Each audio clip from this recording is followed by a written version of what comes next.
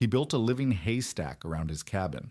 Elias Voss, who had survived 12 Platte winters and buried a wife and son to the cold, told him, "Keep that boy in a lamp-warmed shack through one norther, and I'll help dig both your graves." He had $18, one 6-year-old, and no way to cut 6 cords before winter.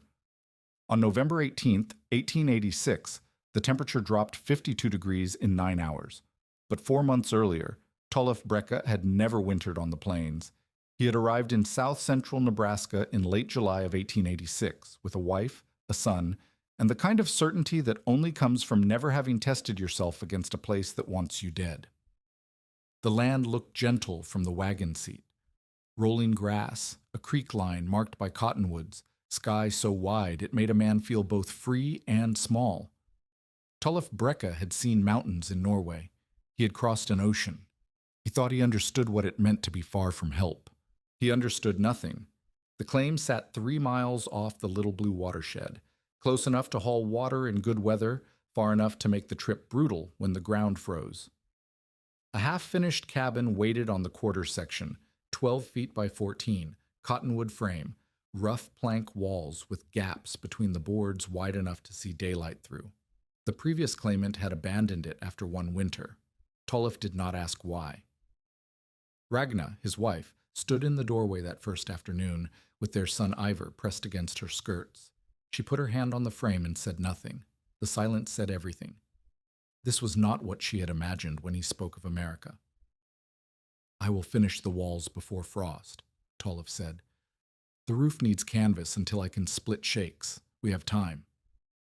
She looked at him with the expression he would remember for the rest of his life. Not anger, not fear. Something worse. The look of a woman calculating whether her husband understood what he had brought her to. "How much time?" she asked. He did not answer because he did not know. The baby came early. Ragna's labor started on the 14th of August, 6 weeks before it should have. The nearest doctor was in town, 18 miles by wagon track, and by the time Tolef understood something was wrong, there was no time to fetch anyone. He boiled water. He held her hand. He prayed in Norwegian to a god he had stopped believing in somewhere on the Atlantic crossing. The baby lived for 9 hours. A girl. They never named her. Ragna lasted 3 days longer. Childbed fever. Tolef watched it take her the way a fire takes dry grass. Fast, hungry, unstoppable. She burned with it. She talked to people who were not there. On the last night, she grabbed his wrist with a strength he did not know she still had. "Keep Ivar warm," she said. "Whatever else. Keep him warm." She died before dawn on the 19th of August. Tolef buried her next to the unnamed baby on the rise behind the cabin, where the grass grew thick and the wind never stopped. He dug the graves himself. The soil was soft enough in summer. He marked them with stones because he had no lumber to spare for crosses. Ivar, 6 years old, stood beside the mound and asked when his mother was coming back. Tolef did not have words. He picked up his son and carried him inside and held him while the boy cried himself to sleep. That night, alone in the dark with the child's breath warm against his neck, Tolef calculated his position. $18 in coin hidden in a flour sack, 1 milk cow, thin but producing. A handsaw with a cracked handle, an auger, a broad knife, a hammer with a loose head. Seed debt already filed against the claim, $42 owed to the land office in Hastings, due at proving. The wagon he had arrived in, but no team fit for heavy hauling. The previous owner had sold the horses before abandoning the place. He could not go back east. Rail fare to Minnesota alone would cost more than he had, and arriving with nothing meant arriving to nothing. No family waited for him there. Ragna's people had disowned her for marrying a man with no prospects. His own parents were dead. The claim was the only asset he possessed, and walking away meant forfeiting the land and eating the debt. The math was simple. He had to winter here or lose everything. The problem was that he had no idea how. Elias Voss arrived on the 2nd of September. Tolef had heard the name spoken at the general store in town, an older man 58 years on the plains who had survived more winters than most men had seen summers. He ran no ranch and owned no store. He simply existed out here, a fixed point in a country that broke most people who tried to stay fixed. Voss rode a bay mare that looked as weathered as he did. He dismounted without greeting, walked past Tolliff as if the man were furniture, and began inspecting the cabin the way a doctor examines a patient already dying. He thumped the wall with his palm. The boards rattled. He looked at the roof, canvas stretched over rough poles, patched with flour sacking in two places where the original material had torn. He counted the gaps between the planks. He stuck 3 fingers through one and wiggled them. He walked around to the north side, where the wind would hit first and hardest, and stood there for a long moment with his back to Tolliff. When he finally spoke, his voice was flat. Not cruel, worse than cruel, factual. "You have half a frame," Elias said. "You have maybe 1.5 cords of wood cut, scrub cottonwood, not even dried proper." He turned and looked at Tolliff. "You know how much you need to make it through January?" Tolliff did not answer. 6 cords minimum. 8 if you want margin. That's cutting, hauling, splitting, stacking, and drying, all before first hard freeze, which comes middle of November if you're lucky, late October if you're not. Elias walked back toward the front of the cabin. "You have no team. You have a saw that's about to break. You have a boy in there who looks like he hasn't eaten a solid meal in 2 weeks." "He eats," Tolliff said. "Not enough." Elias stopped in front of him. "I buried my wife in 73. Blizzard took her and the boy both while I was hauling wood that wasn't seasoned enough to hold heat. I know what a man looks like when he's behind on the math. You're behind. I can work. Work won't matter." Elias cut him off. "You can work 20 hours a day and you will not cut, haul, and season 6 cords of firewood before winter alone with no team. The numbers don't allow it. That's not opinion. That's arithmetic." He mounted his horse. "You keep that boy in a lamp-warmed shack through one real norther," Elias said, "and I'll help dig both your graves." He rode away without looking back. Tolliff stood in the September sunshine and felt something cold settle in his chest that had nothing to do with the temperature. Elias Voss was not a cruel man. Tolliff could see that much. A cruel man would have laughed. A cruel man would have offered false hope for the pleasure of watching it die. Elias had offered the truth, which was worse. 6 cords minimum. Tolliff could not cut 6 cords. He could not haul them without a team. He could not season them in 10 weeks, even if he could. The stove he had inherited from the previous owner was a cast iron box designed for quick heating, not long burns. It would eat fuel faster than he could replace it. Inside the cabin, Ever coughed in his sleep. Tolliff walked to the rise behind the cabin and stood between the 2 stone-marked mounds and made a promise he had no idea how to keep. The next 3 weeks passed in a haze of exhaustion that Tolliff would later remember only in fragments. He cut wood, cottonwood and willow from the creek bottom, anything he could reach with the cracked saw. His hands blistered, bled, and blistered again. The saw handle broke on the 15th of September. He bound it with wire and rawhide and kept cutting. His shoulders burned. His back seized up twice, leaving him lying on the cabin floor while Ivor watched with eyes that understood too much. He hauled what he could on a makeshift sled, 2 planks roped together, dragged across the grass by hand. Each trip took 3 hours. Each trip produced maybe a 1/4 cord of unseasoned wood. The math was brutal. At this rate, he might reach 3 cords by winter, half of what he needed, less than half. The wood was green. Cottonwood dried slowly, even in good conditions. Stacked against the cabin's east wall, it sat in the September sun and did nothing.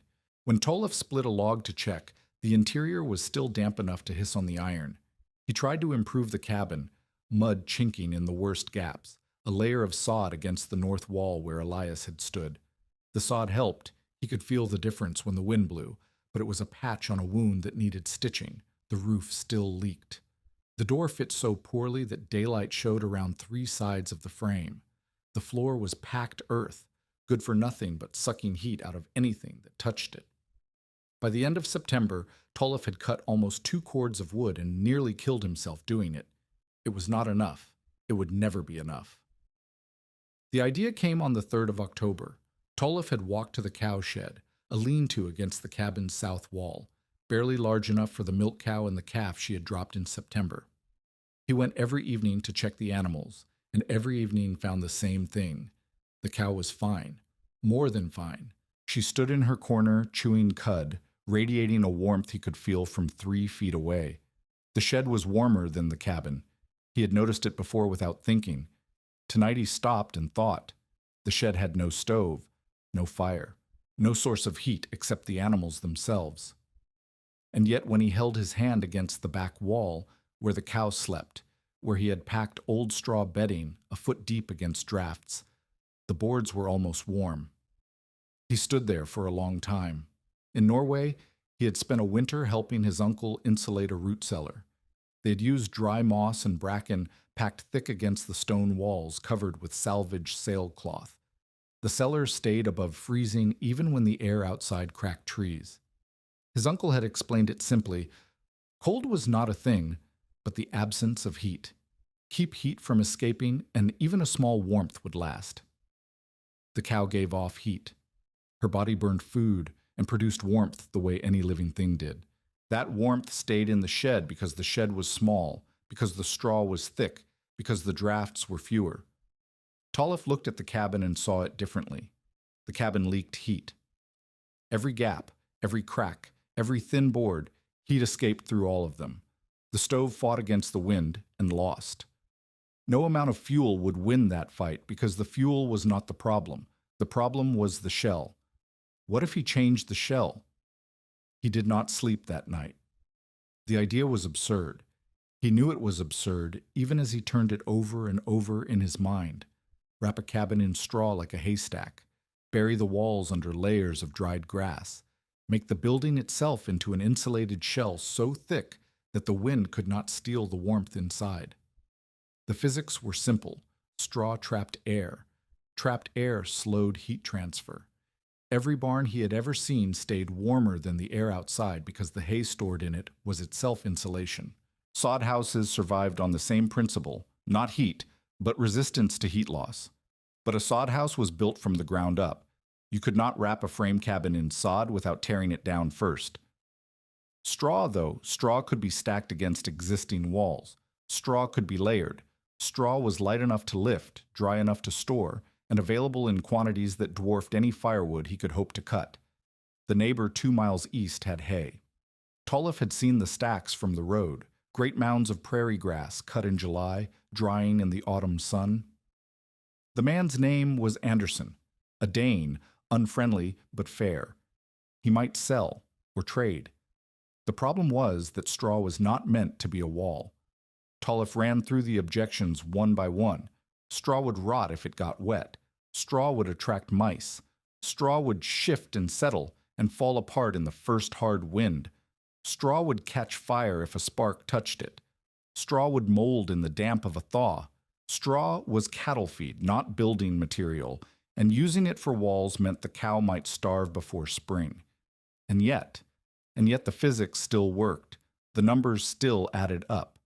If he could keep the straw dry, if he could stack it tight enough to resist wind, if he could protect it from fire, if he could preserve enough feed for the cow, if he could do all of those things, then maybe the shell would hold.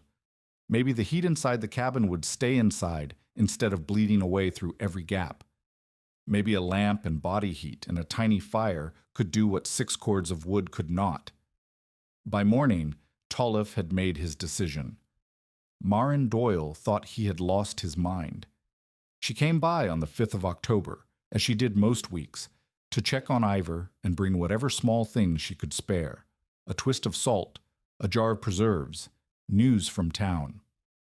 Maren was a widow herself, 42 years old, running a quarter section alone since her husband died of influenza 2 winters back. She was practical in the way that survival made people practical, and she listened to Tolliff's plan with an expression that shifted from curiosity to concern to something close to alarm. Straw, she said, 3 layers deep, maybe 4 on the north side. Around the whole cabin. Everything except the door and the stovepipe. Maren set down the jar of preserves she had brought. She did not pick it up again.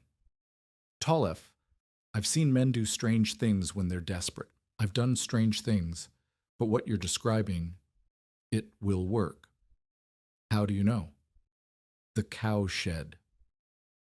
He explained it the way he had explained it to himself, the warmth against the back wall, the physics of trapped air, the memory of his uncle's cellar in Norway. Maren listened without interrupting. When he finished, she was quiet for a long moment. If it doesn't burn, she said finally, it molds. If it doesn't mold, it catches. If it catches, you won't have a cabin to regret. I'll keep it away from the stovepipe, proper clearance. And the mice? I'll deal with the mice. And the damp? First thaw, all that straw gets wet, your walls turn to rot. Then what?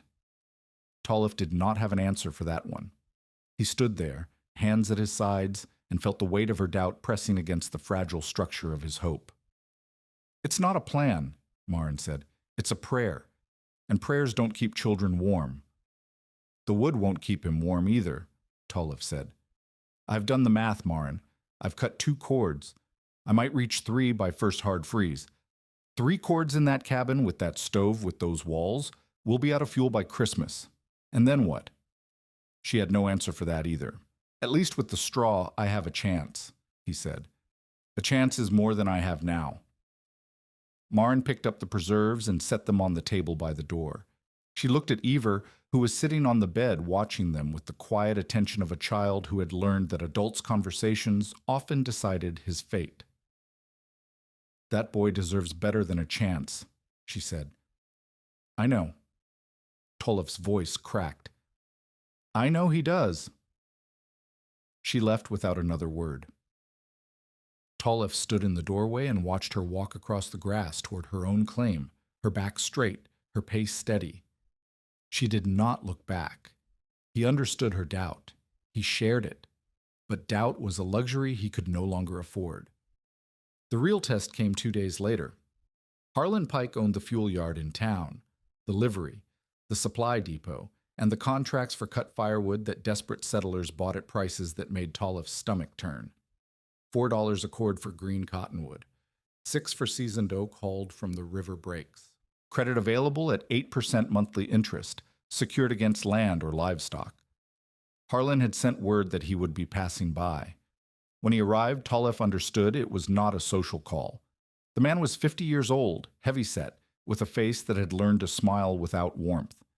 He rode a good horse and wore a good coat, and looked at Tollef's cabin the way a butcher looks at a calf, calculating weight, considering value. Heard about your situation, Harlan said without dismounting. The wife and all. My condolences. Thank you. Heard something else, too. Harlan leaned forward in his saddle. Heard you're planning to wrap this place in prairie hay like some kind of giant bird's nest. That true? Tollef said nothing. People talk, Brecca. You go to Anderson's place asking about straw. People notice. People wonder what a man's thinking when he does something like that. Harlan's smile widened. Most folks figure you've cracked. Grief does that sometimes.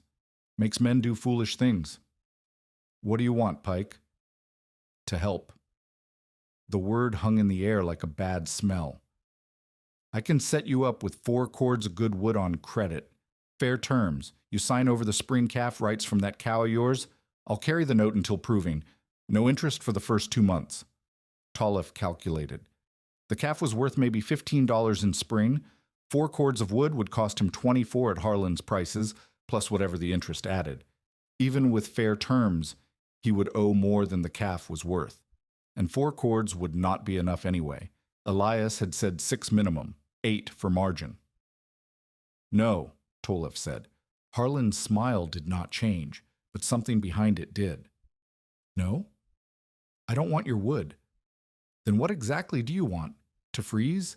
To watch that boy of yours die because you were too proud to take help when it was offered? Tollef felt something hot rise in his chest. I said no. Harlan straightened in his saddle.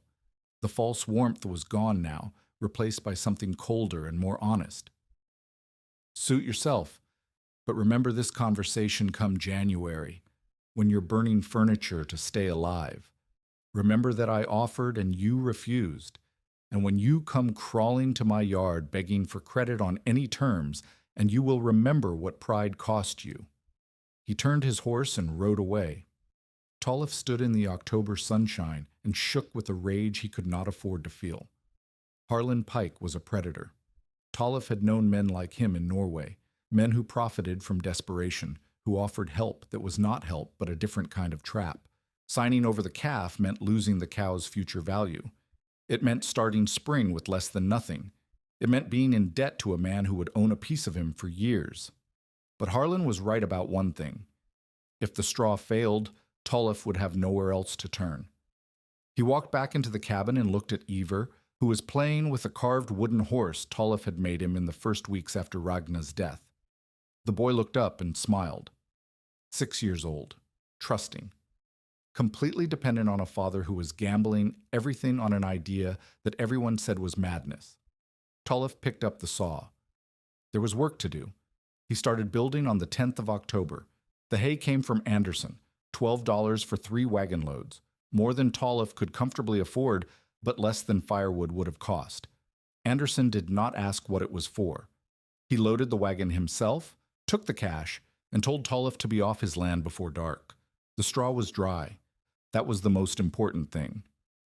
Cut in July, stacked and cured through August and September, it crackled when Tolliff lifted it. No damp smell, no dark patches where moisture might hide, just clean, pale stalks that weighed almost nothing and insulated better than any wood he could have cut. He began on the north wall, where Elias had stood and pronounced his verdict. The first layer went against the planks, bundles bound with twine, stacked tight, packed until there were no gaps. Tolliff worked from morning until dark, stopping only to feed Iver and check the cow. His shoulders ached. His hands, already raw from weeks of cutting wood, cracked and bled against the rough stalks. By the end of the first day, the north wall was buried to shoulder height. It looked strange. He could see that even in the fading light. The cabin's sharp corners softened, its lines blurred. It looked less like a building and more like a mound, something the prairie had grown rather than something a man had built. But when he went inside and held his hand against the north wall, the boards felt different. Not warm, nothing was warm yet, but less cold, less eager to steal the heat from his palm. He went back outside and kept working. By the 14th of October, the first layer covered 3 walls. The east side was thinner, where the wind hit less often. The north and west were buried deep. The roof was still exposed. He needed poles to hold the straw in place up there, and he had not cut them yet. The cabin looked like something from a fever dream. Neighbors passing on the road slowed their wagons to stare. Children pointed. Adults shook their heads. The gossip reached town before the week was out. Tolliff heard the stories secondhand from Marin, who heard them from the miller's wife, who heard them from the preacher's daughter. The Norwegian was burying himself alive. The Norwegian had gone mad with grief. The Norwegian was building a mouse nest, a fire trap, a monument to stupidity. One phrase stuck, a living haystack. Someone had said it as a joke. It spread. Tolliff did not care what they called it. He cared only that it worked. And the strange thing was, it was working. The interior of the cabin was changing, not dramatically, not in ways he could measure with any precision, but in small things that added up. The drafts were less vicious. The floor felt less cold through his boots. The stove, when he lit it for evening cooking, held warmth longer into the night. He was still burning wood. He would always burn some wood for cooking, for the worst nights, for the crisis that might come. But he was burning less. The stove did not have to fight so hard against the wind. The heat it produced stayed where he put it, instead of bleeding through the walls. By the end of October, he had cut the poles and begun laying straw on the roof. That was when Aslak Moen appeared. Tolliff was on a ladder, lashing poles across the roof ridge, when he heard footsteps below and a voice speaking Norwegian. "You're tying it wrong." He looked down.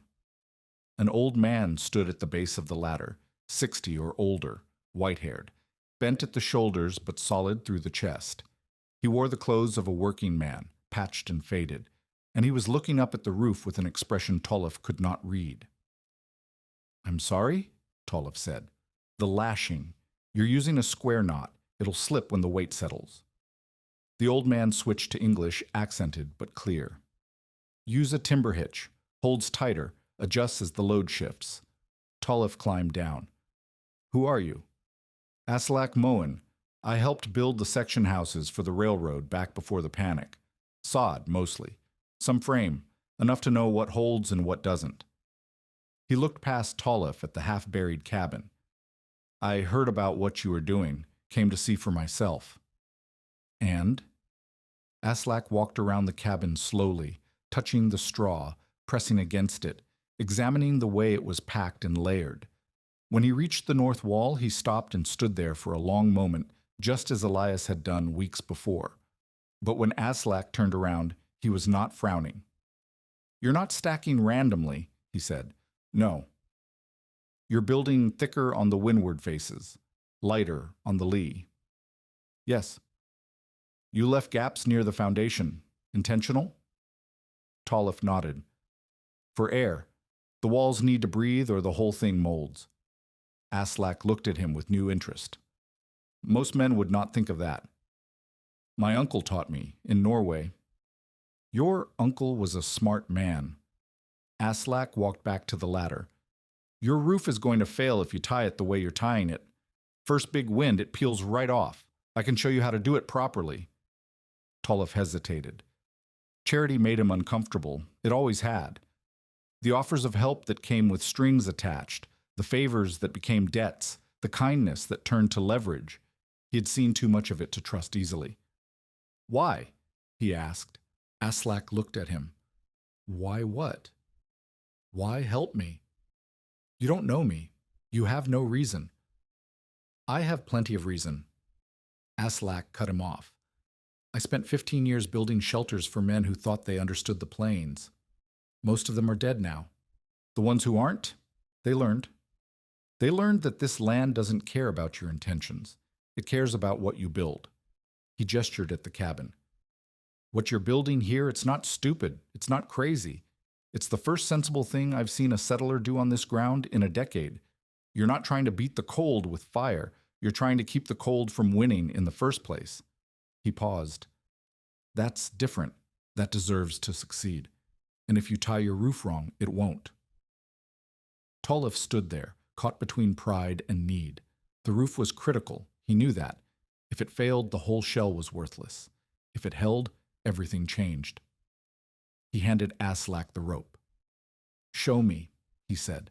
Aslak worked beside him for 3 days. Not charity. Tolliff understood that from the first hour. Aslak did not treat him like a desperate man who needed saving.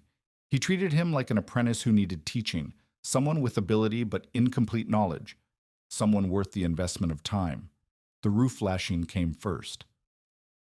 "Square knot holds fine when the load stays put," Aslak said, his fingers moving through the rope with the speed of long practice. "But straw shifts, it settles, weight moves around as the wind pushes it. A square knot doesn't give, it breaks or it slips." He pulled the timber hitch tight. "This adjusts. The harder you pull, the tighter it grips. When the load moves, the knot moves with it. Understand?" Tolliff tried it. His first attempt was clumsy, the rope crossing in the wrong place. Aslak corrected him without impatience. His second attempt held. "Good," Aslak said. "Now do it 50 more times." By the end of the first day, Tolliff's hands knew the motion without thinking.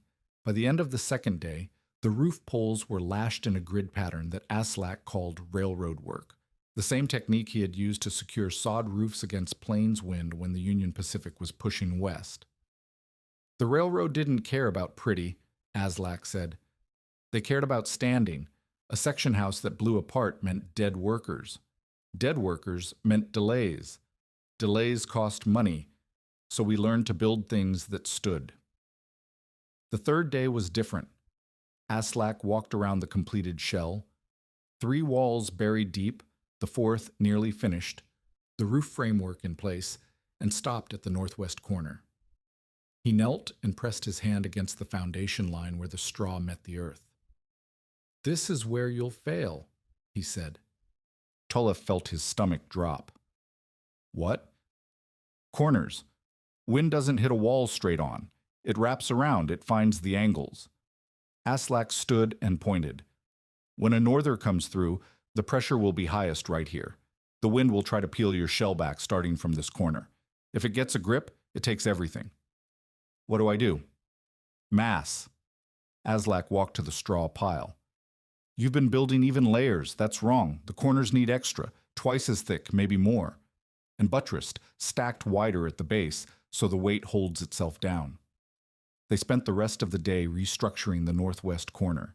It was brutal work, tearing apart what Tolef had already built and rebuilding it heavier, thicker, uglier. By dusk, the corner looked like a tumor growing from the cabin's side, a massive wedge of packed straw that extended 4 feet from the wall at the base and tapered to 2 feet at the roofline. That's better, Aslak said. Do the same to the other corners. Start with the northeast. That's your second worst exposure. Tolef looked at the work ahead. 4 corners, each requiring hours of labor, time he was not sure he had. When does the first hard freeze come? He asked. Aslak looked at the sky. 2 weeks if we're lucky, 10 days if we're not. He paused. You have 9 days of work left, maybe 10. The math was tight. Too tight, but tighter than impossible was still possible. Tolef started on the northeast corner before the sun finished setting. The setbacks came in clusters. On October 22nd, the cow got loose and tore through the lower course of the east wall, nosing for feed. Tolef found her at dawn with straw tangled in her horns and a gap in the shell wide enough to drive wind through. He spent 4 hours repairing what she had destroyed in minutes. On October 24th, an overnight fog left the outer layer of the south wall damp. Not soaked, the inner layers stayed dry, but damp enough to worry about. Aslak had warned him about this. Wet straw did not insulate, it conducted. And wet straw in an enclosed space could heat up, could mold, could in the worst cases catch fire from its own decomposition. Tolef pulled the damp bundles and spread them in the sun to dry.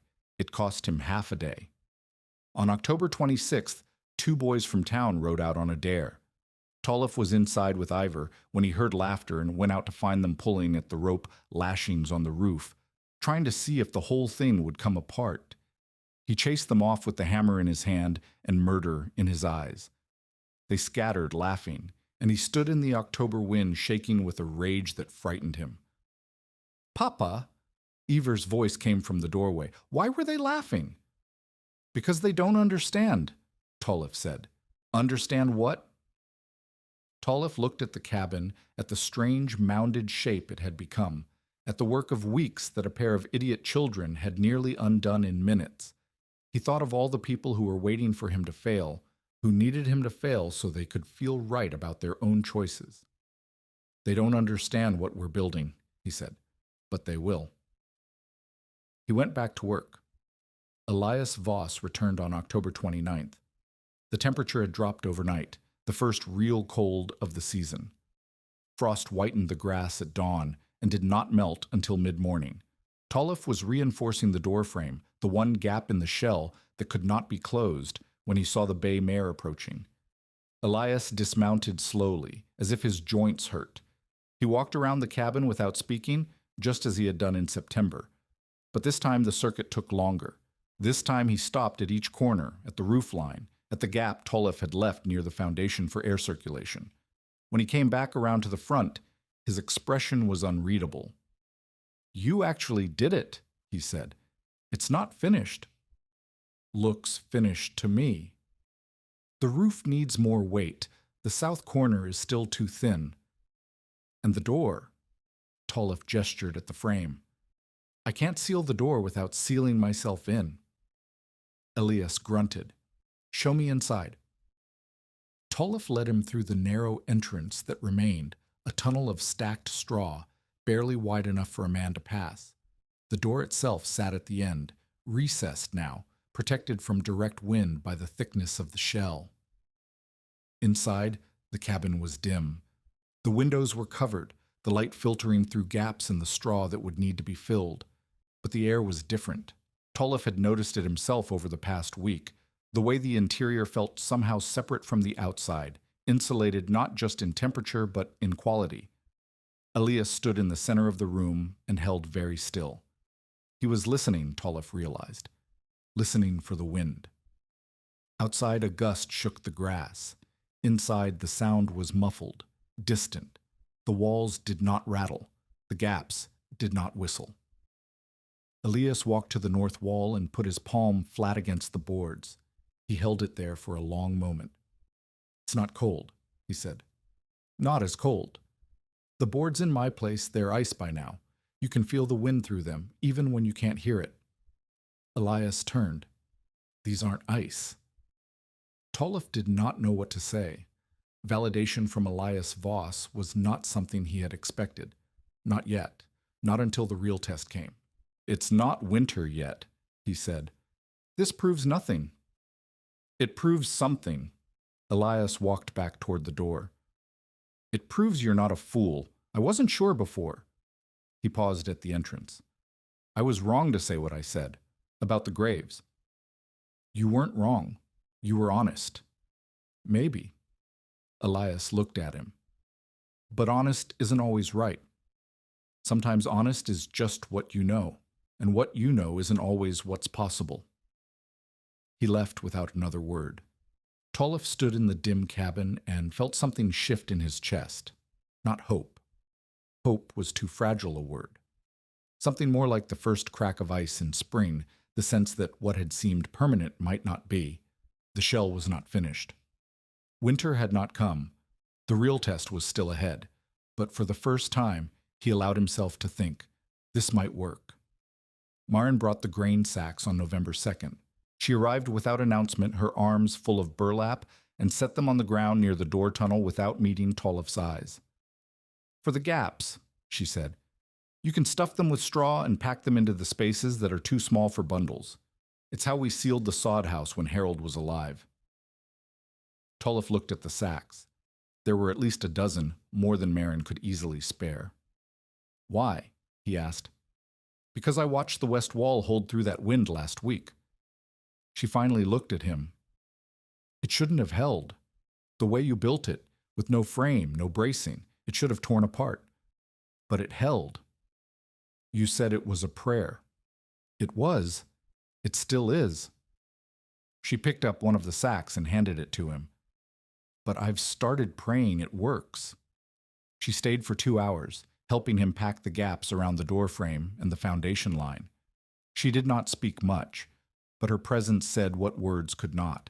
The practical skeptic had not converted, not fully, not yet, but she was hedging her doubts. When she left, the shell was tighter than it had been, and Tolliff was not alone. November passed in a blur of diminishing daylight and increasing cold. The shell was complete by the 5th. Tolliff walked around it as Elias had done, as Aslak had done, examining every surface with critical eyes. The cabin had vanished. In its place stood something that looked like a natural formation, a great mound of pale straw with a stovepipe rising from the top and a dark tunnel where the door had been. From a distance, it might have been mistaken for a haystack. Up close, the structure was visible, the layered courses, the reinforced corners, the rope lashings that held the roof material in place. But even up close, it did not look like a building. It looked like something the prairie had grown. The early performance data was promising. Tolliff ran tests, crude ones, nothing like what a man with instruments might do, but enough to tell him something. He lit a candle inside and watched the flame. In the old cabin, the flame had danced constantly, pushed by drafts from every direction. Now it burned almost straight. Not perfectly still, air still moved through the door tunnel, through the gaps he had left for ventilation, but steadier than before. He measured the frost. On cold mornings, ice formed on the outer surface of the shell before it formed on the interior boards. The straw was doing what he had hoped, slowing the transfer of cold from outside to inside, making the shell itself a buffer between the cabin and the weather. He tested the stove. With a small fire, half the fuel he would have used before, the interior reached a temperature he could tolerate in shirt sleeves within an hour. Without the fire, the cabin held residual warmth for hours longer than it had before. The numbers were better. He could not prove how much better, could not calculate the precise difference in heat loss. But he could feel it. The shell was working. The question was whether it would work when the real cold came. Ivar got sick on November 16th. It started with a cough, the dry, barking sound that could mean nothing or could mean everything. Tollef told himself it was nothing. Children coughed. It was November. The air was dry. By the morning of the 17th, the cough had a rattle in it, and Ivar's forehead was hot to the touch.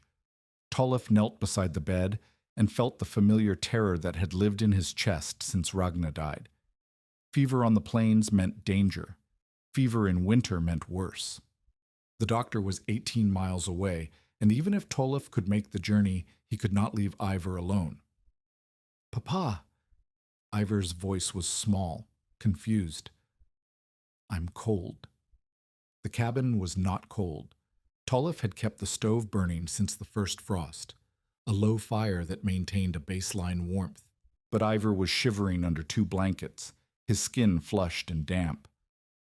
"I know," Tollef said. "I know you're cold. I'm going to make it warmer." He built up the fire. He wrapped Ivar in every blanket they had. He boiled water and made a broth from the last of the salt pork and held the cup while Ivar drank. By evening, the fever had not broken. That night, Tollef did not sleep. He sat beside the bed and watched his son's chest rise and fall, and listened to the rattle that had settled somewhere deep in the boy's lungs. He thought of Ragna, of the speed with which she had gone from alive to dead. He thought of the promises he had made to her, to himself, to the graves on the hill. Keep Ivar warm. Whatever else. Keep him warm. The temperature outside was dropping. He could feel it even through the shell, a pressure, a weight, a sense of something gathering strength. The barometer had been falling for 2 days.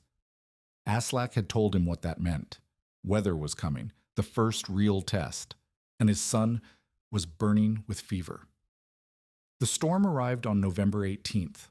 Tollef woke at dawn, though dawn was a generous word for the gray half-light that seeped through the gaps in the shell. The first thing he noticed was the silence. Not true silence, but a muffled quality to everything, as if the world had been wrapped in wool. He checked Ivar. The boy was sleeping, his breath still rattling but steadier than it had been. The fever had plateaued, not broken, but no longer climbing. Small mercy. Tollef went to the door tunnel and looked out. The sky was the color of iron. The wind, which had been building for days, had shifted to the northwest and carried a smell he remembered from Norway, the metallic tang of coming snow. But there was something else in that wind, something sharper, colder. He went back inside and built up the fire. By mid-morning, the temperature had dropped 20 degrees. Tollef knew because he had a thermometer, a small one, mercury in glass, that Ragna had brought from Minnesota. It hung on the wall near the door, and he watched the silver line fall as the hours passed. 42 degrees at dawn, 31 by 9 o'clock, 22 by noon, and still falling. The sleet started at 1 in the afternoon, not snow yet, but ice, driven horizontal by wind that howled across the open prairie with nothing to stop it. Tollef heard it hitting the shell, a million tiny impacts that merged into a continuous roar. The straw shuddered but held. Inside, the temperature held too. 54 degrees by the stove, 50 at the far wall. Not warm, not comfortable, but livable. Ivar woke in the early afternoon, confused and frightened by the noise outside. "Papa, what's happening?" "A storm." Tollef sat beside him. "A big storm, but we're safe." "It's loud." "The walls are keeping the noise out, see?" He held up the candle. The flame flickered slightly, pushed by air movement through the ventilation gaps, but it did not dance. "The wind can't get in." Ivar watched the flame for a long moment. Then he closed his eyes and slept again. Tolliff wished he could do the same. By 4 o'clock, the thermometer read 6 degrees above zero. The sleet had become snow, heavy, wet snow that packed against the shell and turned the cabin into a white mound barely distinguishable from the drifts forming across the prairie. Tolliff went outside once, forcing his way through the door tunnel against wind that felt like a physical assault, and saw nothing. The world had vanished. The neighbor's cabin, a quarter-mile to the east, was invisible. The cowshed was invisible. His own hands were invisible when he held them at arm's length. He retreated inside and sealed the tunnel entrance with packed straw, leaving only a small gap for air. The interior temperature had dropped to 48 degrees, still livable, still warmer than death. But Ivor's fever was climbing again. Tolliff felt it when he checked the boy at 5 o'clock, the skin hotter than before, the breathing faster, shallower. The rattle in the lungs had deepened into something that sounded like gravel shifting. "Papa." Ivor's eyes opened, glassy and unfocused. "Mama." "No, Ivor, it's me. It's Papa. I want Mama." Tolliff closed his eyes. The grief that he had pushed down for 3 months rose in his throat like bile. He swallowed it. He could not afford to break now. "Mama's not here," he said, "but I am. I'm here, and I'm not going anywhere." He built up the fire. He boiled snow for water.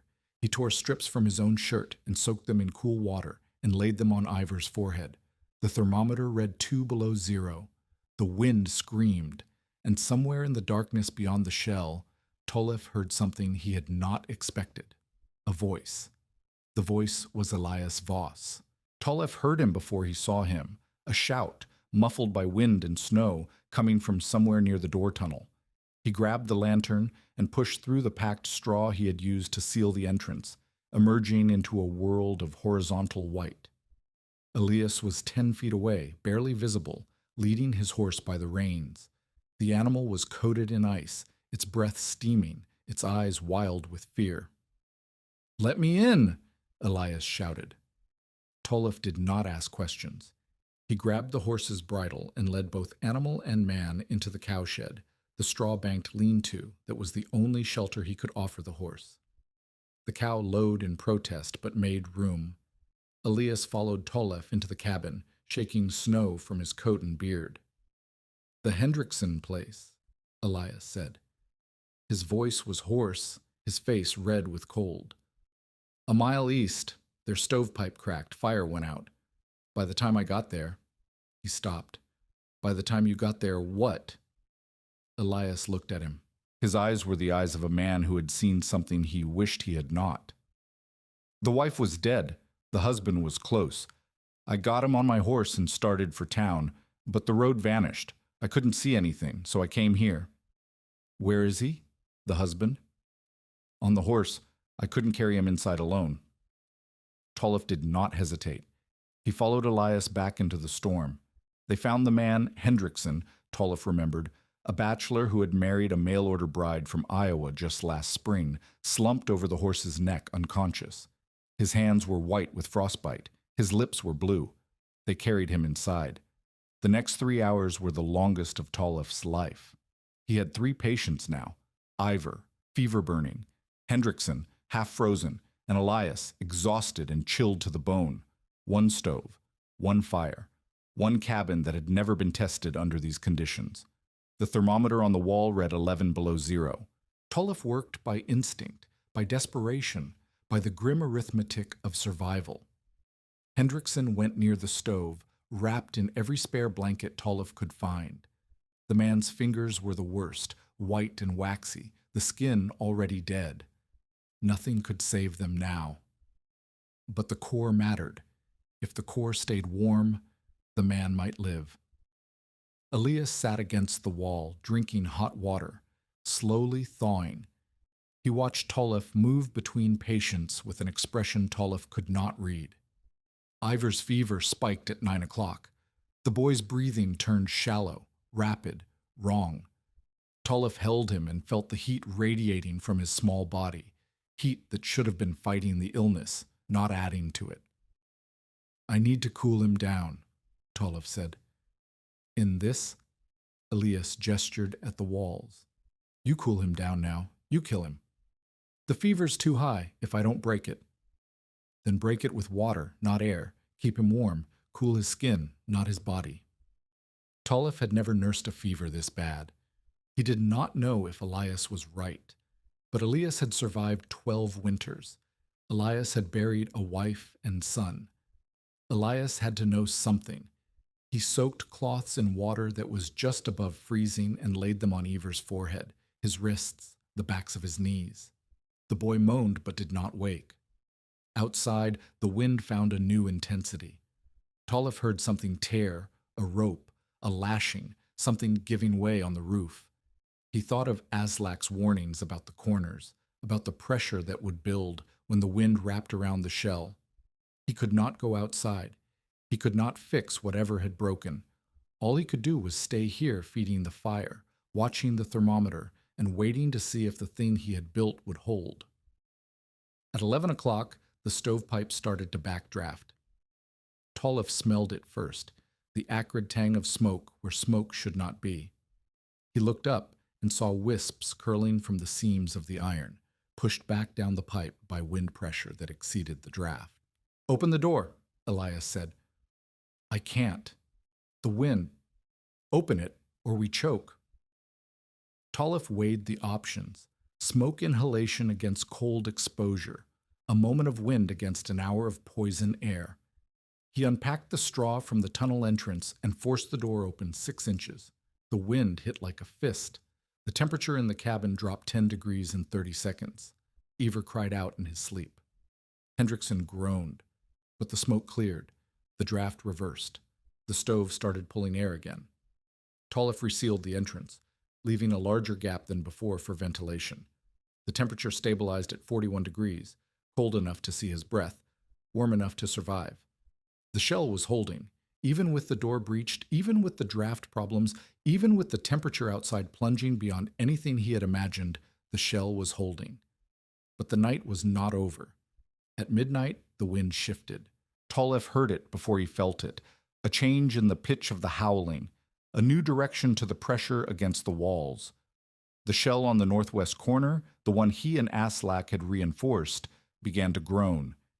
He went to the wall and put his hand against the boards.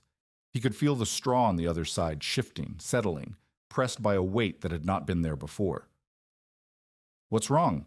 Elias asked. Snow's packing against the north side, drifts building, Tolliff calculated. If it gets high enough, it could collapse the shell. Can you clear it? Not in this wind, not in the dark. He stood there, hand against the wall, and felt the structure he had built bending under forces he could not control. All the work, all the planning, all the calculations, and in the end, it came down to whether the straw would hold against the weight of a drift he could not even see. The groaning intensified. Something cracked, wood or rope, he could not tell. And then it stopped. The drift had reached equilibrium. The shell had compressed, settled, found a new stability. The groaning faded to silence. Tolliff let out a breath he had not known he was holding. It held, he said. This time, Elias replied. The fever broke at 3 in the morning. Tolliff was half asleep against the wall when he felt Ivor's hand touch his face. He jerked awake and looked down at his son. The boy's eyes were clear, still tired, still sick, but clear. The glassy, unfocused stare was gone. Papa. Ever's voice was a whisper. I'm hungry. Tolliff laughed. It came out broken, half a sob, but it was a laugh. He pulled Ivor into his arms and held him and felt the heat of the fever fading, replaced by the ordinary warmth of a living child. I'll make you something, he said. I'll make you anything you want. He made broth. He made it from the last of the salt pork and the last of the clean water, and he held the cup while Ivor drank it, and for the first time in 12 hours, he allowed himself to believe they might survive. The thermometer read 17 below zero. The stove burned steady. The shell held. Dawn came gray and still. Tolliff opened the door tunnel and looked out on a world transformed. The snow had stopped, The wind had died. The prairie was buried under drifts that rose and fell like frozen waves, sculpted by the storm into shapes that bore no resemblance to the flat land beneath. The cabin was invisible. Where it had stood, there was only a white mound, the shell packed so thick with snow that it looked like a natural formation, a hill that had always been there. The stovepipe rose from the top like a strange metal tree, smoke curling from it into the still air. Tolliff waded through snow to the cow shed and found the animals alive. The cow, the calf, and Elias's horse huddled together, their shared body heat enough to keep the small space above freezing. He broke ice from the water bucket and gave them what he could. When he came back around to the cabin entrance, Elias was standing there. The old man looked at the buried structure. He looked at the smoke rising from the pipe. He looked at Tolliff, standing shin-deep in snow, alive. "I was wrong," Elias said. "About what?" "About what keeps a man alive." Elias put his hand on the snow-packed shell. "I thought it was fire. I thought it was fuel and more fuel and burn it hot enough to beat the cold back." He shook his head. "It wasn't that. It was this, what you refused to let the cold steal." Tolliff did not know what to say. "Hendrickson's awake," Elias continued. "He's going to lose some fingers, maybe a foot, but he's alive. And that boy of yours is eating breakfast like nothing happened." The shell held. It did more than hold. Elias looked at him. "I've been through a lot of winters. I've seen a lot of men try a lot of things. Most of them are dead. You're not." He paused. "That means something." He walked back inside, leaving Tolliff alone in the silent white world. The sun broke through the clouds for the first time in 2 days. The light hit the snow and the shell and the smoke rising into the cold air, and Tolliff stood there and let himself feel something he had not felt since Ragna died. Not hope. Not exactly. Something quieter. Something that might become hope if he let it. The crisis had passed. The shell had held. His son was alive. But this was not the end. It was only the beginning. The aftermath was brief but brutal. Hendrickson lost 3 fingers on his left hand and 2 toes on his right foot. Elias rode him into town on the second day after the storm when the roads had packed enough to travel. The wife was buried a week later in frozen ground that took 4 men half a day to break. Tolliff did not attend the funeral. He stayed with Iver, who was recovering but still weak, and watched through the door tunnel as neighbors passed on the road toward the churchyard. That was the last time he thought about what had almost happened. There was too much work to do to dwell on what might have been. The visitors started coming on the 25th of November. The first was a man Tolliff did not recognize, a settler from 10 miles north named Garrett, thin and windburned, who had heard about the cabin that survived the storm. He stood outside the shell for a long time, walking around it, touching the packed straw, looking at the way the snow had compressed the outer layers into something almost like felt. "How thick?" he asked. 3 feet on the north and west, 2 on the south and east." "And you burned how much wood through that blow?" Tolliff calculated. "Maybe a quarter cord. Less." Garrett stared at him. "I burned 2 cords. 2 full cords in 3 days, and my place never got above freezing inside." "Your place leaks. Every place leaks." "This one doesn't." Tolliff gestured at the shell. "The straw stops the wind. The wind is what steals the heat. Stop the wind, and what heat you have stays where you put it." Garrett walked around the cabin one more time. Then he asked the question Tolliff had been waiting for. "Can you show me how to build one?" Word spread faster than Tolliff expected. By the first week of December, 3 more settlers had come to see the shell. By the second week, a man had ridden 40 miles from a claim near the Republican River because his brother-in-law had described what he had seen. By Christmas, Tolliff had lost count of the visitors. They came with the same questions. How thick? What kind of straw? How do you keep it dry? How do you keep it from catching fire? What about the corners? What about the roof? What about mice? Tolliff answered them all. He showed them the construction by walking them through it. The first layer tight against the boards, the second layer cross-stacked to break the seams, the third layer buttressed at the base. He showed them the ventilation gaps near the foundation that Aslak had insisted on, the clearance around the stovepipe, the way the door tunnel created an airlock against direct wind. He did not charge for the information. Some of the settlers offered payment, a few coins, a sack of flour, labor on his claim. He took what they offered when they insisted, but he never asked for it. Why not? Maren asked him one afternoon in late December. She had come by to check on Ivar, who was fully recovered now, running and playing as if the fever had never happened. You could make money from this. Real money. Money for what? For keeping people alive? Tolef shook his head. That's not how this works. That's exactly how this works. Harlan Pike charges $4 a cord for wood that doesn't even keep a cabin warm. You've built something that actually works, and you're giving it away. I'm not giving it away. I'm sharing it. He looked at her. There's a difference. Maren did not argue, but she looked at him with an expression he could not quite read, something between admiration and exasperation, as if she had discovered he was both better and more foolish than she had thought. Elias Voss came back on the 28th of December. The weather had been mild since the storm, cold, but not killing cold. The kind of winter that made people forget what they had survived. Tolef was splitting wood behind the cabin when he heard the horse approach. Elias dismounted slowly, the way he always did. He stood for a moment looking at the shell, which had settled and compressed over the past 6 weeks into something that looked permanent, as if it had always been part of the landscape. I've been thinking, Elias said. About what? About what you built. He walked to the north wall and put his hand against the straw, which was now packed so tight it felt almost like thatch. I told you that you couldn't survive winter without 6 cords of wood. I told you the math didn't allow it. You were right about the math.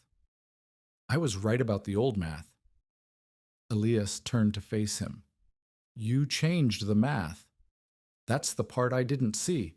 I was calculating heat output, how much wood you needed to burn to replace what the cold would take.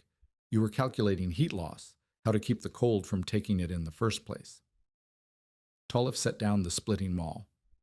I didn't know what I was doing, not really. I just knew that what everyone else was doing wasn't going to work for me. That's the thing about being desperate. Elias's voice was quiet. Sometimes it makes you stupid. Sometimes it makes you see what people with options can't see. He reached into his saddlebag and pulled out a bottle, whiskey, from the color of it. He handed it to Tolef. What's this for? For being right when I was wrong. Elias mounted his horse. Don't let it go to your head. Winter's not over yet. He rode away. Tolef stood holding the bottle and felt something shift in the world. Some invisible ledger where debts and grudges were tallied, some balance that had been off-kilter since September finally settling into place. The authority skeptic had not just admitted error, he had brought tribute. Maren's conversion came more quietly.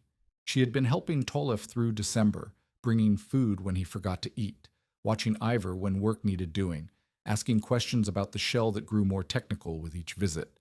By January, she was no longer asking whether the method worked. She was asking how to adapt it. My place is different, she said one afternoon, sitting at Tolef's table while Ivar played on the floor. Sod walls, not frame. The wind doesn't come through the same way. The wind always finds a way through. But sod is already insulation. Stacking straw against it, would that even help? Tolef thought about it. The sod holds heat better than boards, but it still loses heat through the roof, through the door, through any gap, and it gets damp. He looked at her. Your place is damp in winter, isn't it? Always. The walls sweat, the bedding gets wet, everything molds. That's the sod releasing moisture when the temperature drops. Straw on the outside might help, it would slow the cooling, keep the walls from sweating as much. He paused. I don't know for certain. I've never tried it on sod. But you think it might work? I think it's worth trying. Maren was quiet for a long moment. Then she said, Harold, my husband. He always said the planes would kill anyone who didn't learn from them. He said the people who survived weren't the strongest or the smartest. They were the ones who paid attention. Your husband sounds like he was wise. He was, and he would have liked what you built. She stood. Will you help me? With my place? Tolliff did not hesitate. Yes. They started work the next week. Harlan Pike heard about the spreading method by mid-January. Tolliff learned this from Aslak, who had been making rounds through the scattered claims, checking on settlers, offering advice where it was wanted. Aslak rode up on a bitter afternoon with frost in his beard and news on his tongue. Pike's been asking questions, he said. At the mill, at the store, at the churchyard. He wants to know who's been building these straw shells. He wants to know why his wood sales are down. His sales are down? 40% from what I hear. People aren't buying as much fuel. They're insulating instead. Aslak dismounted and stamped his feet against the cold. He's not happy about it. Tolliff felt a twist of something that might have been satisfaction. Harlan had offered him a predatory deal, had mocked his poverty, had predicted his failure. Now that failure had not come, and Harlan was the one losing. What's he going to do about it? That's what I came to warn you about. Aslak's expression was serious. Pike's a businessman. Businessmen don't like losing money. They either find a way to make money from the new thing, or they find a way to destroy it. He can't destroy straw. He can destroy the man teaching people to use it. Aslak looked at him. Watch your back, Tolliff. Men like Pike don't play fair. The confrontation came 3 days later. Tolliff was working on Marin's cabin, stacking the first layer against her sod walls while she worked alongside him when he heard horses approaching. He turned and saw Harlan Pike with 2 men from town, riders who worked for Pike's livery when they weren't doing whatever else he paid them for. Harlan did not dismount. He sat on his horse and looked at the work in progress with an expression of elaborate contempt. So this is what you've been doing, he said, spreading your little haystack trick to the neighbors. I'm helping them prepare for winter. You're costing me money. Harlan's voice hardened. Every cabin you wrap in straw is a cabin that doesn't need my wood. Every settler you teach is a customer I lose. Then sell them straw instead.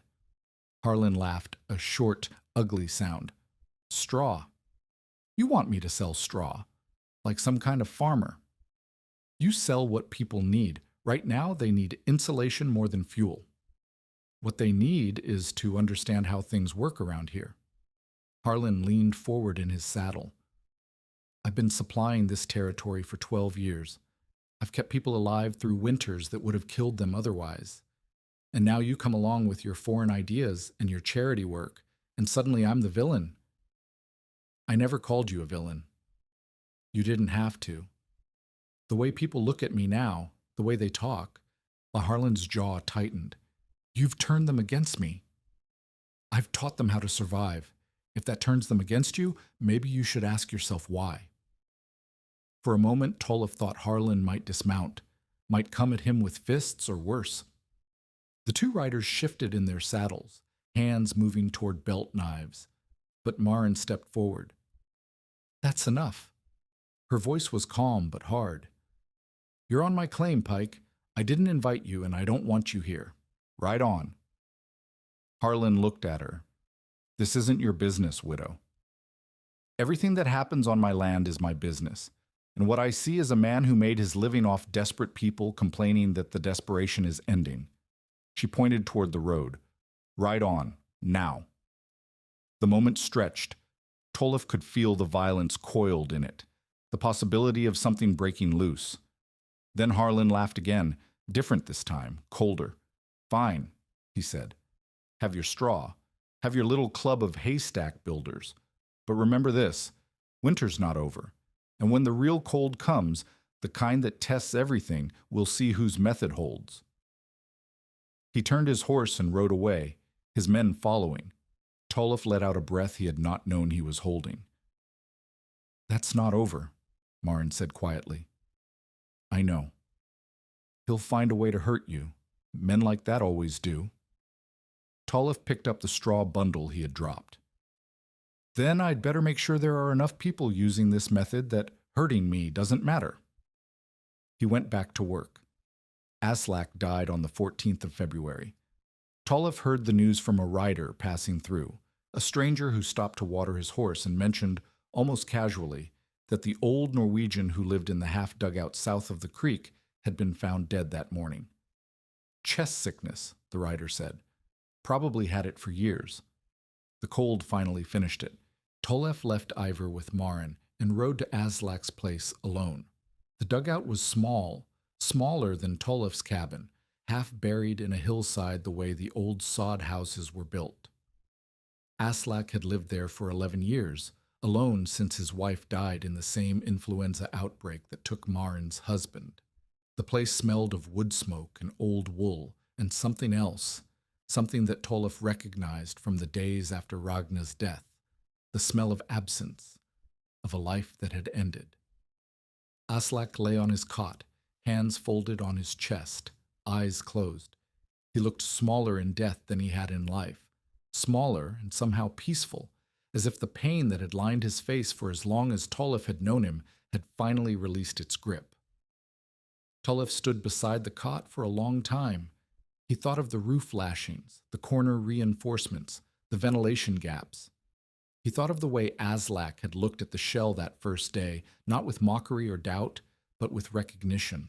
He thought of the 3 days they had worked together, the knowledge that had passed from old hands to young, the partnership that had formed between two men who understood that survival on the plains required more than individual strength. He thought of the last thing Aslak had said to him the night before the crisis, when the shell was nearly complete. Now we find out whether you built a wall or a coffin. It had been a wall, because Aslak had helped him build it right. Tolliff found a shovel and went outside. The ground was frozen, not as deep as it would have been without the mild stretch of weather, but deep enough that digging took most of the afternoon. He buried Aslak on the rise behind the dugout, where the old man had buried his wife, in a grave that looked out over the prairie he had spent his life learning to survive. When it was done, Tolliff stood beside the mound and did not know what to say.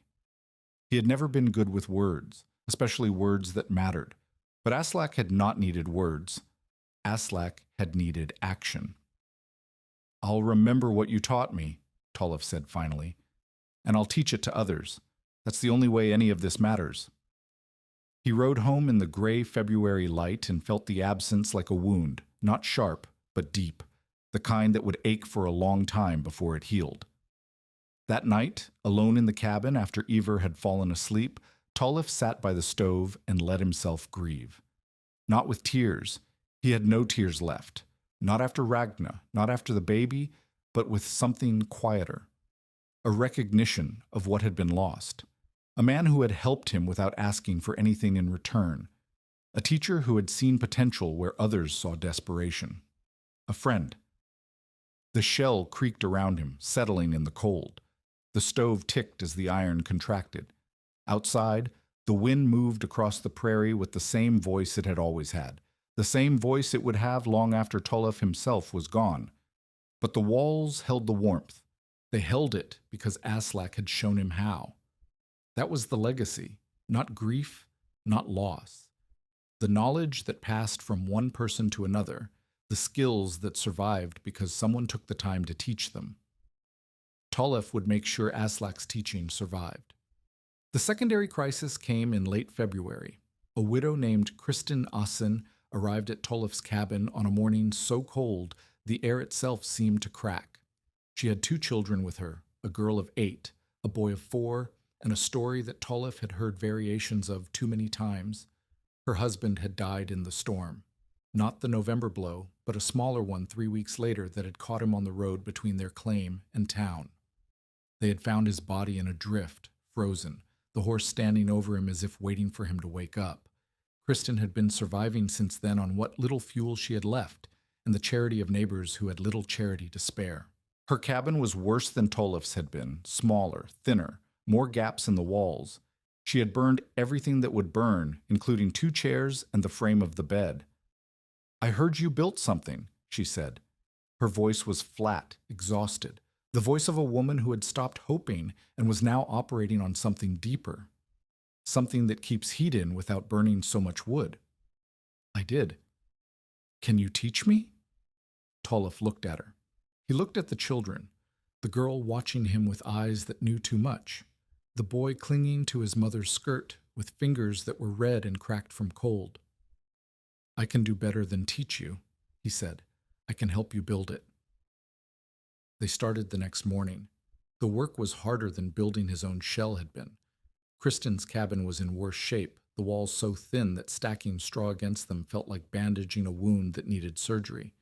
But it was what they had, and what they had would have to be enough. Tolliff applied everything Aslak had taught him. Thicker on the windward walls, buttressed corners, ventilation gaps at the foundation, roof lashings tied with timber hitches that would adjust as the load settled. He worked alongside Kristen, showing her each step, explaining the logic behind it. She learned fast, faster than he had, maybe because she had no choice, maybe because desperation sharpened the mind the same way it had sharpened his. The girl, whose name was Solveig, helped where she could. She carried straw bundles that were too heavy for her, tied lashings with fingers that fumbled from cold, and never complained. The boy, Eric, watched from inside the cabin, too young to help but old enough to understand that something important was happening. By the third day, the shell was half complete. By the fifth day, it was done. Tolliff stood back and looked at the buried cabin, another mound on the prairie, another haystack hiding a family that might now survive. It was not as good as his shell. The materials were poorer, the foundation weaker, the whole structure more fragile, but it was something. It was better than nothing. Will it hold? Kristen asked. Through a normal winter? Yes. Through another storm like November? Tolliff hesitated. I don't know. But it will hold longer than your walls alone, and that might be enough. She looked at him with eyes that had started to find something other than exhaustion. Not hope, not yet, but something that might become hope if she let it. Why? She asked.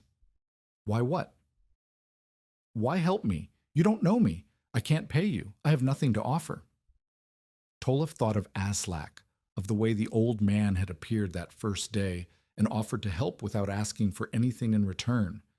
He thought of what Aslak had said. What you're building here deserves to succeed. Someone helped me when I had nothing to offer, he said. I'm passing it on. Kristen reached out and took his hand. Her grip was strong despite her exhaustion, calloused from the work they had done together. Thank you, she said. Tolliff did not know what to say, so he said nothing. He just nodded and went to gather his tools. The news of Kristen's shell spread faster than the news of Tolliff's had, maybe because the community was already primed, already aware that something new was happening, maybe because Kristen's situation was so desperate that her survival felt like a miracle, maybe because people were starting to understand that the old ways of surviving winter, more wood, more fire, more burning, were not the only ways. By the first week of March, 2 more families had asked Tolliff for help. By the second week, 4 more. He could not help them all himself. There was not enough time, not enough of him to go around. So he started teaching in groups. He would gather 3 or 4 settlers at a completed shell and walk them through the construction the way Aslak had walked him through it. He showed them the layering, the corner reinforcement, the roof lashings. He answered their questions, corrected their mistakes, and sent them home with enough knowledge to try it themselves. Not all of them succeeded. Some built shells that were too thin, that collapsed under the first heavy snow. Some built shells that were too tight, that trapped moisture and turned the interior damp and cold. Some gave up before they finished, defeated by the labor or the doubt of neighbors who still thought the whole thing was madness. But enough of them succeeded that the method began to spread on its own. One family would build a shell, and their neighbor would see it survive, and the neighbor would try it, and their neighbor would see that one survive, and the chain continued outward like ripples from a stone dropped in still water. By the end of March, Tolliff had stopped counting how many shells existed. There were too many. The method had escaped him, had become something larger than one man's desperate gamble on a half-finished claim, and Harlan Pike's fuel sales had dropped by 60%. The final confrontation with Harlan came on the 2nd of April. Tolliff was in town, buying supplies at the general store when Harlan walked in. The store went quiet. Everyone knew about the conflict, the dropped sales, the angry words, the riders who had come to Marin's claim. They watched to see what would happen. Harlan walked directly to Tolliff. His face was hard, but something behind it had changed. The contempt was still there, but it was mixed now with something else. Something that looked almost like resignation. "You've ruined me," Harlan said. Tolliff did not respond. 60%. That's what I'm down. 60% in one winter because you taught people to stack hay against their walls like animals. Harlan's voice was bitter. 12 years I've been supplying this territory, 12 years keeping people alive, and you've destroyed it in 6 months. I didn't destroy anything. I showed people a different way. A way that doesn't need me. A way that doesn't need as much fuel. Tolliff met his eyes. You could have been part of this. You could have sold straw instead of wood. You could have helped people insulate instead of fighting to keep them dependent on burning. I'm not a farmer. I'm not going to sell hay like some. Then that's your choice. Tolliff's voice was calm, but there was iron in it. You made your money off desperate people who had no other options. Now they have options. That's not my fault. That's progress. Harlan stared at him. The store remained silent. Everyone watching, everyone waiting. Then Harlan laughed. It was not the ugly laugh from before. It was something else, tired, bitter, but with a note of something that might have been respect. You know what the worst part is? Harlan said. You're right. I knew it the day I came to your claim with that deal. I knew your idea was good. I knew it would work. And I tried to crush it because it threatened what I had built. And now? Now I have to figure out how to survive in a world where my business model is obsolete. Harlan shook his head. Congratulations, Brecca. You didn't just survive the winter. You changed the territory. He turned and walked out of the store. Tolliff stood there, supplies in hand, and felt something complicated settle in his chest. Not victory. Victory was too simple a word. Something more like the end of a chapter, the closing of a conflict that had defined his first months on the plains. Harlan Pike had not converted. He had not apologized, but he had acknowledged the truth. And that was enough. Spring came slowly to Nebraska that year. The snow melted in patches, revealing ground that was still frozen, still reluctant to release its grip on winter. But the days grew longer, and the sun grew warmer, and the shells that dotted the prairie began to shed their outer layers as settlers reclaimed the straw for bedding or burned it for the last cold nights. Tolliff's shell stood longest. He had built it thickest, packed it tightest, and he found that he did not want to tear it down. Not because he needed it, the weather was warming, the danger was past, but because it represented something, a gamble that had paid off, a method that had worked. A winter survived against all odds. By the end of April, he finally began dismantling it. The straw came away in layers, revealing the boards beneath, the same thin boards he had looked at in September with despair, the same gaps he had thought would kill him. They looked different now, not because they had changed, but because he had. He knew what walls could do when you stopped asking them to fight the cold and started asking them to keep the cold out. He saved the best of the straw for the cow, who was pregnant again and would need good bedding for the calving. He burned the rest, a ceremonial fire that sent smoke rising into the spring sky. Ever stood beside him, watching the flames. "Will we build it again next winter?"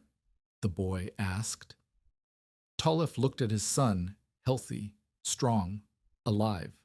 A boy who had almost died in November and was now running and playing as if death were a stranger.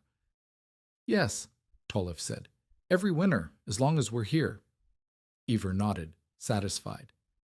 He ran off to chase the new calf, and Tolliff watched him go and felt something that he finally recognized as peace.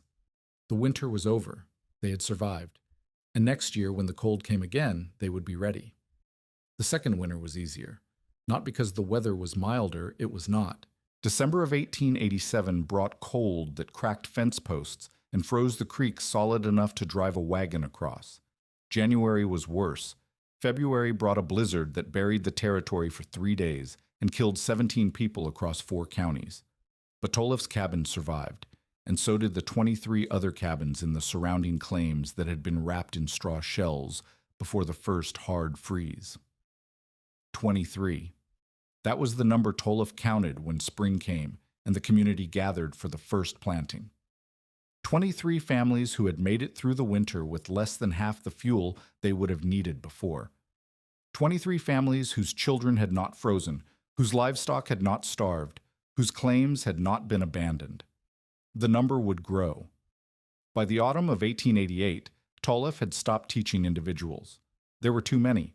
The method had spread beyond the immediate territory, carried by word of mouth and by the simple evidence of survival. Settlers from 50 miles away had heard about the Norwegian who wrapped his cabin in hay. Some came to see for themselves. Others sent letters asking for instructions. Toleff could not answer them all. So he changed his approach. He organized building days.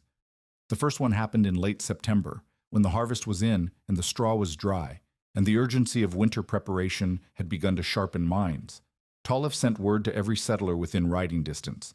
Come to his claim on the 15th, bring whatever straw you can spare, and learn how to build a shell that would survive the cold. 43 people showed up. They came in wagons and on horseback and on foot, carrying bundles of prairie hay and dried corn stalks and anything else that might serve as insulation. They brought children who needed watching and dogs who needed chasing and questions that needed answering. They brought doubt and hope and the desperate arithmetic of survival that Toleff remembered from his own first months on the claim. He taught them all. The lesson took 3 days. On the first day, he walked them through the theory. Heat loss versus heat output, the way wind stole warmth from thin walls, the mathematics of insulation that Aslak had taught him and that he had refined through 2 winters of experimentation. On the second day, they built a demonstration shell on a volunteer's cabin, every step explained, every technique shown. On the third day, they practiced the roof lashings and corner reinforcements on a makeshift frame that Toleff had constructed for exactly this purpose. By the end of the 3 days, 43 settlers knew how to build a straw shell. By the end of the winter, those 43 had taught others. By the spring of 1889, the number of shells in the territory had tripled. The old way was dying. The new way was spreading. And Toleff Brecke was no longer a desperate widower with a half-finished cabin. He was something else, a teacher, an authority, a man whose method had become larger than himself. Maren helped with the building days from the beginning. She had proven herself during the second winter, when her sod house had survived with less fuel than any sod house in the territory. The straw skirting Toleff had helped her build, adapted for sod rather than frame, had worked even better than he had hoped. The walls did not sweat. The roof did not leak. The interior stayed dry and warm, while her neighbors burned through their wood reserves. After that, people started asking Maren questions too. At first she referred them to Toleff. Then she started answering herself. Then she started teaching, walking settlers through the sod-specific adaptations that she had developed through trial and error. By the third winter, she was running her own building days for sod houses, while Toleff focused on frame construction. They made a good team. Toleff had not expected that, had not expected anything beyond survival when he first arrived on the plains. But working alongside Maren, building shells together, teaching side by side, he discovered something he had thought was gone forever. He discovered that he was not alone. The courtship was practical. That was how things worked on the plains. There was no time for poetry, no leisure for the long dances and careful conversations that courtship required in gentler places. There was work, and there was survival, and if 2 people found they worked well together and survived better together than apart, that was courtship enough. Toleff first realized he wanted to marry Maren on a November afternoon in 1888, when they were reinforcing the northeast corner of a widow's cabin and a sudden snow squall blew in from the west. They took shelter in the half-finished shell, pressing against the straw, waiting for the squall to pass. This is becoming a habit, Marin said. You and me, hiding from weather. There are worse habits. There are. She looked at him in the gray light filtering through the straw. I've been thinking about what happens when Ivor grows up, when he doesn't need you every moment. What happens? I don't know. That's the problem. She paused. My place is too big for one person. Your place is too small for a family. If we were practical about it. Practical about what? Marin met his eyes. Practical about combining our situations, our claims, our work. Tullough understood what she was saying. He understood that it was not romantic in the way stories made romance seem, no declarations of undying love, no dramatic gestures. It was two people who had survived alone, recognizing that they might survive better together. Is that what you want? He asked. I'm asking what you want. Tullough thought of Ragna. He thought of the promises he had made at her grave, promises about keeping Ivor warm, about surviving, about not letting the plains take anything else from him. He thought of how far he had come since that September afternoon when Elias Voss had pronounced his death sentence. He thought of Marin, who had doubted his straw shell and then built one herself, who had defended him against Harlan Pike without being asked, who had worked beside him through 2 winters and never asked for anything except the chance to learn. I want to not be alone anymore, he said. Then we're agreed. They married in the spring of 1889 in a ceremony at the territorial church that lasted 15 minutes and involved exactly 8 witnesses, Ivor, Elias Voss, Kristen Ossen and her 2 children, and 3 neighbors whose shells Tullough and Marin had helped build together. There was no honeymoon. There was planting to do. The years after the marriage blurred together in the way that years do when they are filled with work and purpose. They combined the claims, Marin's sod house and Tullough's frame cabin, connected by a covered walkway that Tullough built from salvaged lumber in the summer of 1889. The sod house became the main residence. It held heat better, and Marin's improvements had made it the warmest structure in the territory. The frame cabin became a workshop and storage building. Its straw shell maintained every autumn as a teaching tool and a reminder of how everything had started. Ivor grew. He was 8 when Tullough remarried, 10 when his half-sister Ragna was born, named for the mother he barely remembered, 12 when his half-brother Aslak arrived, named for the mentor whose lessons had kept them alive. Tullough taught Ivor the shell building the way Aslak had taught him, through labor, through demonstration, through the patient repetition of techniques that became instinct.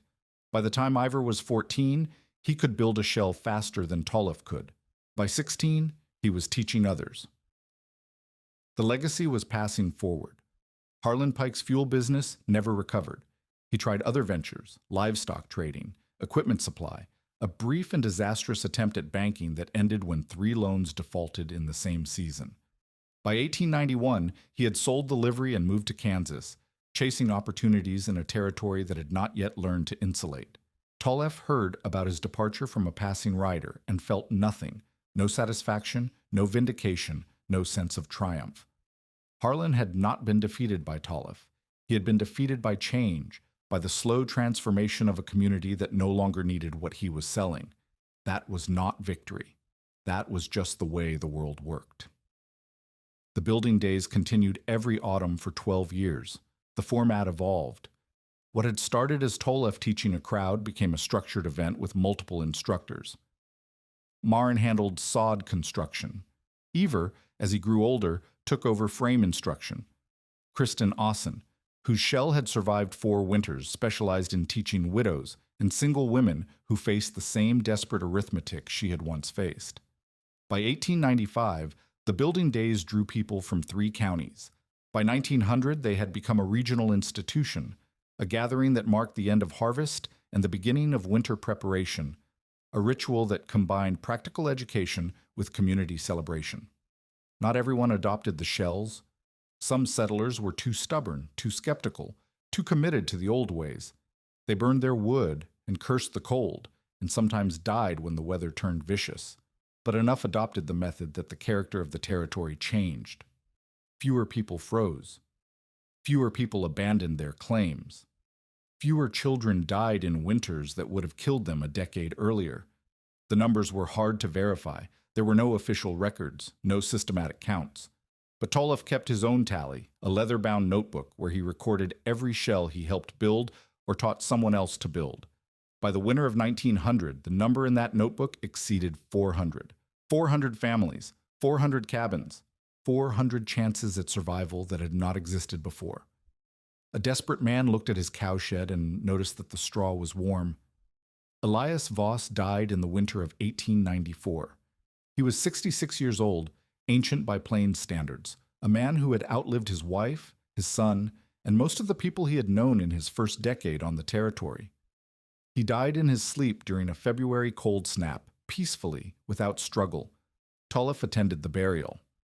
There were maybe 20 people there, settlers Elias had helped over the years, neighbors who remembered his blunt assessments and his occasional kindness. The preacher said words that Tolov did not really hear. What he heard instead was Elias's voice from that September afternoon 7 years earlier. "You keep that boy in a lamp-warmed shack through one real norther, and I'll help dig both your graves." Elias had been wrong. He had admitted as much in his way, with a bottle of whiskey and an acknowledgement that the math could change. But standing at the grave, Tolov realized something he had not fully understood before. Elias had not been wrong about the danger. He had been wrong about the solution. The danger was real, the cold, the wind, the brutal arithmetic of survival that killed so many. What Elias had not seen, what no one had seen, was that the solution could be different from the one everyone had always used. That was the lesson. Not that the old ways were wrong, but that new ways were possible. Not that experience was worthless, but that experience could blind you to what you had not yet tried.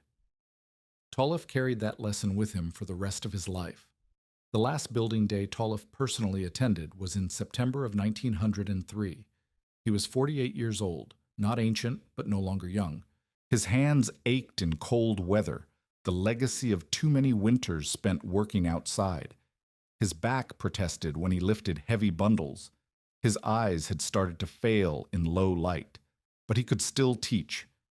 He stood before a crowd of maybe 60 settlers, some familiar faces, some new, some children of people he had taught 15 years earlier, and walked them through the same principles he had learned from Aslak and refined through 2 decades of practice: heat loss, windward massing, corner reinforcement, ventilation gaps.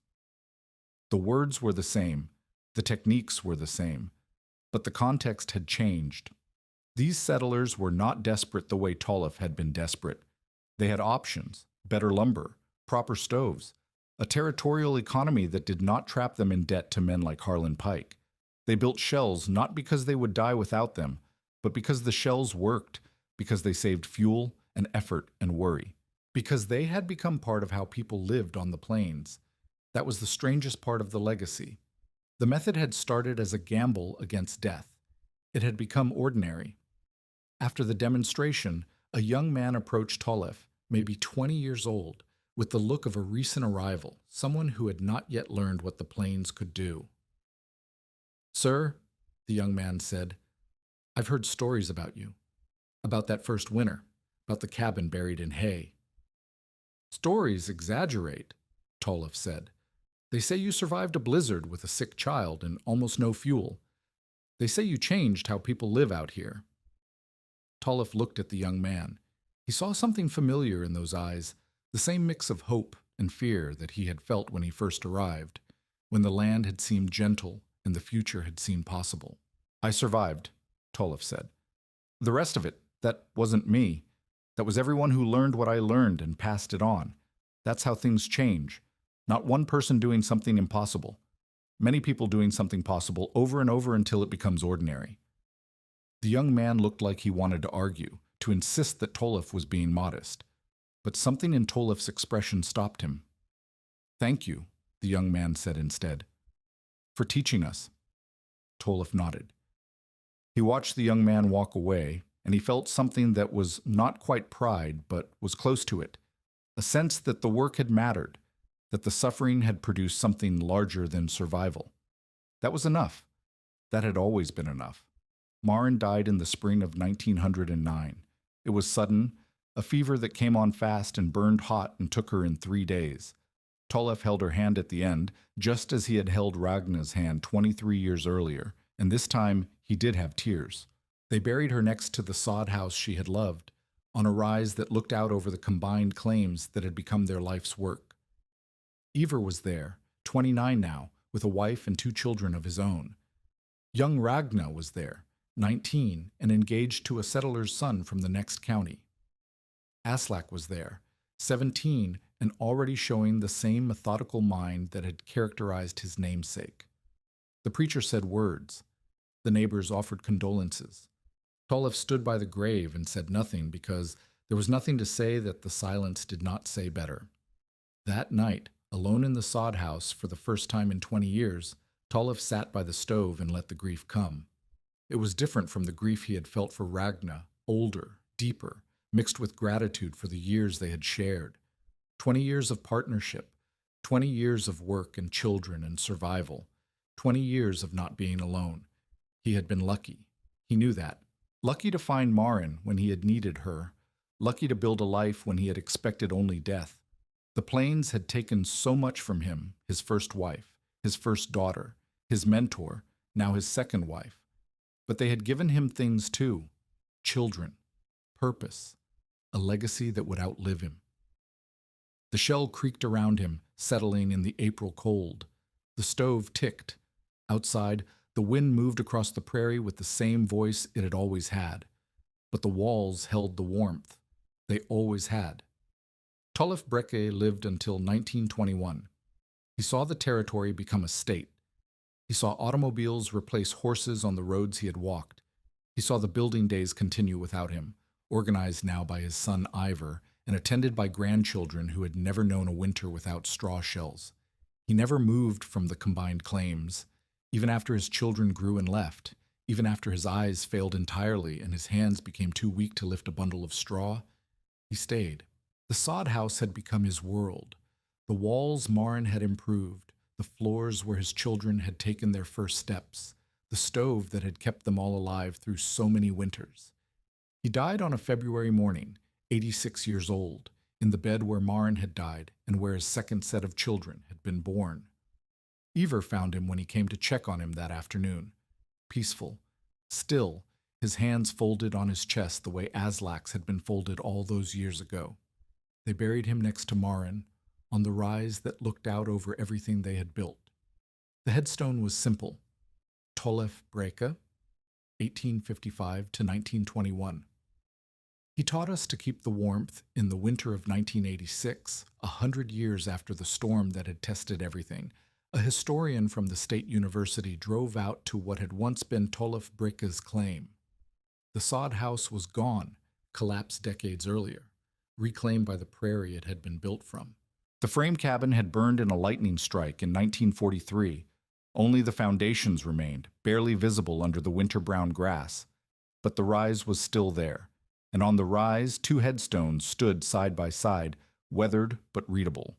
The historian had come to research early insulation methods on the plains, a footnote in a larger project about frontier adaptation. She had found references to straw shells in territorial records, mentions of a Norwegian immigrant who had taught settlers a new way to survive winter. The details were fragmentary, the sources contradictory. She had hoped to find something more concrete. What she found instead was a landscape transformed. Driving through the territory, she had noticed the farms, the old ones, the ones that dated to the territorial period. Many of them had outbuildings with unusually thick walls, foundations set deeper than necessary, orientations that minimized wind exposure. She had asked a local farmer about it, and he had laughed. "The old-timers built different," he said. "Something about keeping the heat in instead of putting the heat out. My grandfather used to talk about it. Said it saved their lives back in the bad winters." The historian wrote it down. She took photographs of the headstones and the foundations and the farms with their strange thick walls. She went back to the university and wrote her footnote, a paragraph in a chapter that most people would never read. But the method remained. In the bones of old buildings, in the habits of families who had forgotten why they did things a certain way. in the accumulated wisdom of a community that had learned, once, that survival could be different from what everyone had always assumed. That was the legacy. Not monuments or records or fame. Just knowledge, passed forward, becoming ordinary, becoming invisible, becoming the way things had always been done. Tolef Breke would have understood. That was exactly what he had wanted. By the time Tolef stopped counting, more than 400 families in the territory had built straw shells based on his method, or taught by someone he had trained. The building days he started in 1888 continued for over 30 years, becoming a regional tradition that outlasted the man who created it. The technique spread beyond Nebraska into Kansas, the Dakotas, and parts of Minnesota, carried by settlers who had learned it and taught it to others, a chain of knowledge that extended far beyond any single source.